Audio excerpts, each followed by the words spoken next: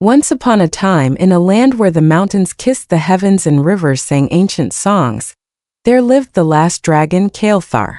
He was a magnificent creature, his scales shimmering with hues of emerald and gold, his wings spanning the breadth of a castle. But Kael'thar was not the fearsome beast of legends. He was old, weary, and burdened by solitude. The other dragons had faded into myths, their fiery breaths extinguished by time and hunters. Kael'thar, the last of his kind, resided in a cavern atop Mount Erinder, guarding a treasure not of gold, but of memories. Kael'thar had one wish left, a wish that had kept his heart beating through the centuries. Dragons, it was said, were granted a single wish upon their birth, a wish that could only be fulfilled as their final act. For Kael'thar, that wish was to see his world united in harmony, a world where humans, elves, dwarves, and all creatures coexisted without fear or hatred. One fateful morning, as the sun bathed Mount Erinder in a golden glow, a young woman named Alira climbed the treacherous path to Kael'thar's lair. She was a healer from the nearby village, her hands skilled in mending wounds and her heart filled with compassion. Her people had suffered greatly from a war that raged between the human kingdoms and the elven clans. Crops had withered, rivers had run red, and hope had become a scarce commodity. Alira had heard whispers of the dragon's wish, tales passed down through generations. With a satchel of herbs and a heart full of courage, she ventured to seek Kael'thar's help. When she reached the cavern, she found the dragon resting on a bed of ancient stones, his eyes closed but his presence overwhelming. "Great Kael'thar," Alira called, her voice trembling yet resolute. "I come not to take but to ask. Our lands are torn apart by hatred and greed. I have heard of your wish, and I beg you to fulfill it for the sake of all."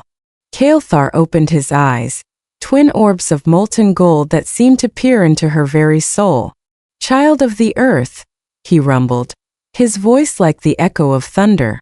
"Do you truly believe that harmony can be forged in a world so fractured?" Alira nodded. "I do, great dragon. If a healer can mend broken bodies, surely the will of many can mend broken hearts." Kael'thar studied her, the weight of centuries reflecting in his gaze. "Very well," he said. "But understand, my wish will demand a sacrifice." Alira's heart clenched, but she did not waver. "If it brings peace, no sacrifice is too great." Kael'thar spread his wings, and the cavern filled with a radiant light. The dragon's magic surged through the land, weaving through forests, mountains, and cities. It touched every heart, dissolving hatred and planting seeds of understanding.